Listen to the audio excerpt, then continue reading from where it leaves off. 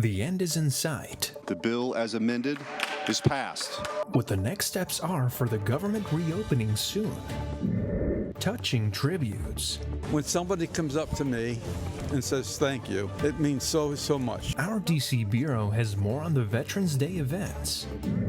South Florida honors those who served. Veterans Day is just really a celebration to all the people who have worked for this country. Our Veterans Day coverage continues.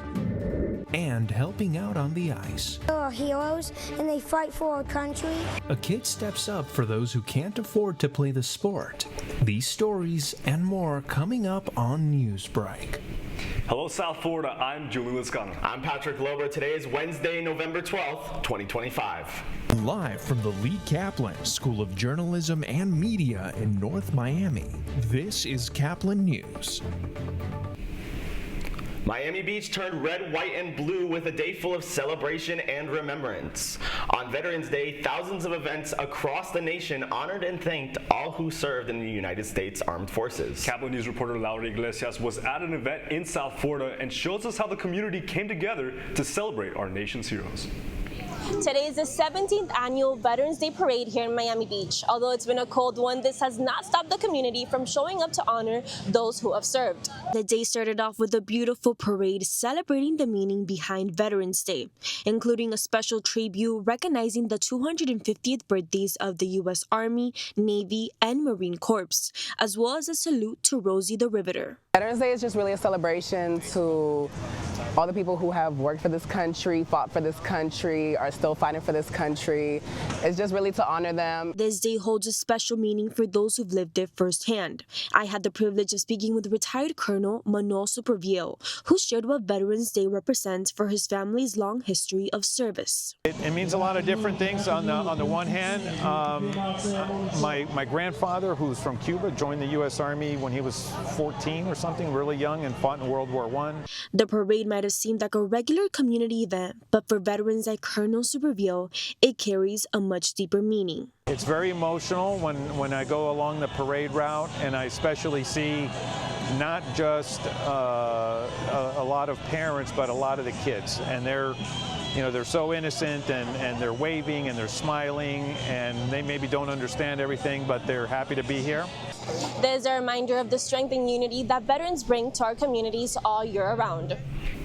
Continuing with the celebration, DC Bureau reporter Duvasana Bisundial joined at a special event at the Vietnam Veterans Memorial and has more.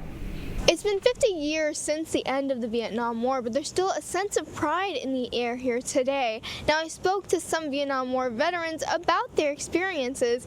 This is what they had to say. I am so proud of my service and the service of those whose names are reflected on the wall. Retired Army Colonel Tommy T. Osborne was one of nearly 100 veterans in attendance at the ceremony hosted by the Vietnam Veterans Memorial Fund. The event recognizes the nearly 3 million American men and women who served in Vietnam during the war. More than 58,000 did not come back alive, and their names are carved on the Vietnam Memorial. There are close to 2,000 service members still classified as missing in action. Among the speakers was Tom Burke, the president of Vietnam Veterans of America, a nonprofit that offers services to veterans. Betsy Tanner also spoke. She volunteered as a donut dolly with the American Red Cross to boost troop morale during the war. You men were being drafted into the military with no say-so. We women were eager to do something for our country and for you draftees. Many veterans were grateful for the ceremony and reminisced on their own impact before the military became all volunteer after the Vietnam War. People say that they thank you a lot for your service. I would love to see more people raise their right hand and serve. When somebody comes up to me and says thank you, it means so much, because at least I know that somebody's, recognizing of what a veteran is. Coming to the wall is very healing for me. I can come and visit them. I can put my hand over their names. I can think back to when we were happy. But for one veteran, this was more than just commemorating service members. Chris Jackson has been playing the bagpipes for 28 years at this event. He said it's an emotional experience every year. We used to bring in thousands and thousands of veterans. It's 28 years later. Some of these guys they're just not able to come anymore. Now, one thing I really heard from all these veterans was recognition, not just today on Veterans Day, but for every day onwards. Reporting in Washington, D.C., I'm Duvasna Basindial, Caplin News. An end to what is now the longest U.S. government shutdown in history is in sight, with GOP leaders believing lawmakers will end the stalemate this week. A funding bill approved by the Senate is on its way to the House for approval. CNN's Cheryl Hubbard has more. For the millions of Americans feeling the shutdown pain, the end may finally be near. The House is expected to vote on the Senate's deal to end the government shutdown on Wednesday. The bill as amended is passed. On Monday night, the Senate voted to approve a funding measure to reopen the federal government. Ahead of the Senate vote, President Donald Trump pledged to sign off on the plan when or if it reaches him. I'll abide by the deal. The deal is very good. But not everyone believes that the deal Democrats agreed to, which won't include an extension of Affordable Care Act subsidies, is a good one. We should have kept the pressure on.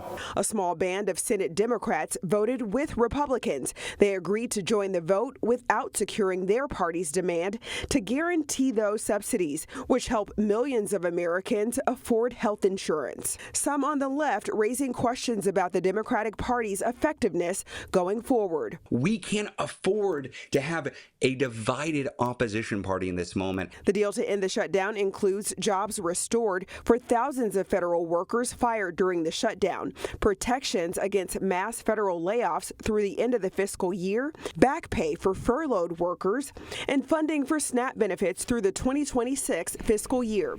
I'm Cheryl Hubbard reporting. Flyers are asked to be patient this morning as the government shutdown continues to affect air travel. As of today, 6% of flights will be cut at dozens of major airports. The FAA says this is to reduce the strain on the airport employees who are limited in number because of the lack of pay. We have some controllers. We're put in a very difficult position. I'm concerned that we're not going to have on day one controllers come back into the towers right away. Flights are now succumbing to multi-hour delays in perfect weather because there are simply not enough air traffic controllers to direct all these planes. There have been 638 short staffing since the shutdown began, 6 times as many as last year when there was no shutdown. A warning today from the Florida Fish and Wildlife Conservation Commission about the possibility of iguanas falling from the trees because of our unseasonably cold weather. The FWC says the iguanas are in suspended animation and should be left alone until they recover. Iguanas being handled by a well-meaning human can stress or even injure them. Residents have taken photos of iguanas on both the east and west coast of Florida in stunned conditions, but don't panic. The best thing to do is let the sun do its thing. The end of an era is near in the world of soccer. That's still ahead, and so is this story. They treat me like a little one still. A lot. A child making a difference in the world of hockey. Newsbreak will be back in 2 minutes.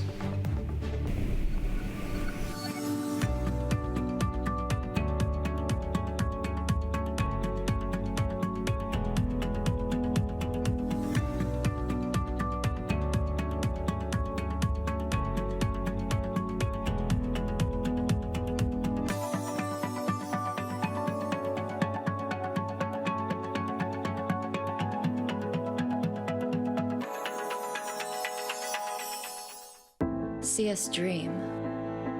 See us remember.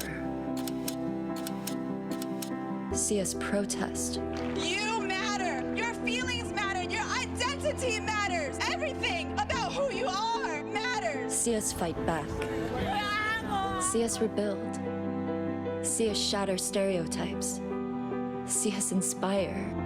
See us united. See us now. There are 16 million children struggling with hunger in America. That's 1 in 5 daughters, sons, neighbors, and classmates who don't know where their next meal is coming from. Yet billions of pounds of good food go to waste every year. It's time we do something about it. Feeding America is a nationwide network of food banks that helps provide meals to millions of kids and families in need. Visit feedingamerica.org to help them feed even more. Together, we can solve hunger. Together, we're feeding America.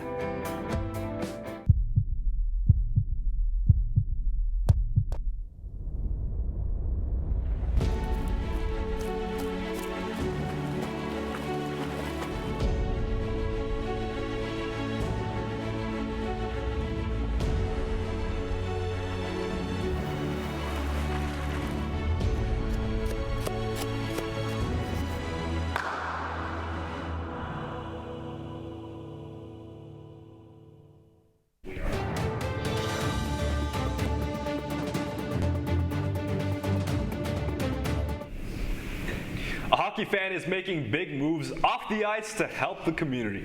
Hockey can be an expensive sport for children to play, but one 8-year-old from Colorado is trying to change that. KCNC's Tori Mason reports. Probably my first steps on the ice were like 4 or 5. For 8-year-old Luke, hockey isn't just a sport.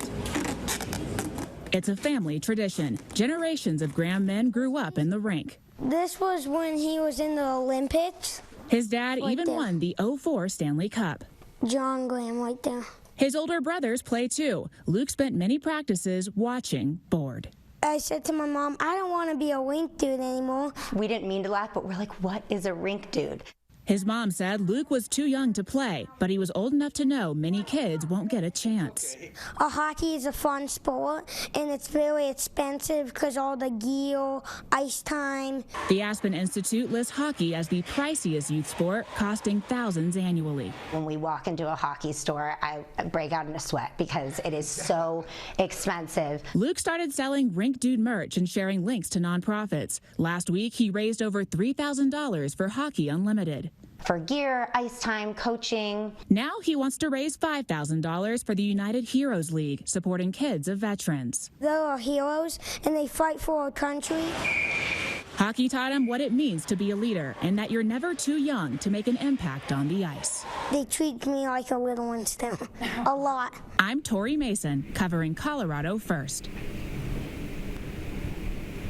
Sad news in the soccer world as Portugal's all-time player Cristiano Ronaldo gave updates on the future of his career. The Portuguese soccer player told CNN's Becky Anderson on Tuesday that he will retire from the sport, quote, really soon, and next year's World Cup will be his last. As I told you before, I'm enjoying the moment. But when I mean soon, it's really soon because I give everything for football. Ronaldo also said he hopes his son Cristiano Jr., who plays in Portugal's under-16, ends up being a better player than him. The 2026 World Cup will kick off in June in Mexico, the US, and Canada. Week, Brandon met a girl on a dating app. One day after work, he finally found the courage to ask her out. No answer. He started to panic. Was he being too pushy? Maybe it was too... Hey, sorry I didn't respond. I was driving. I would love to go on a date. How does tonight sound? Brandon tried to play it cool, but inside he knew. A girl so smart, so responsible. She must be a keeper.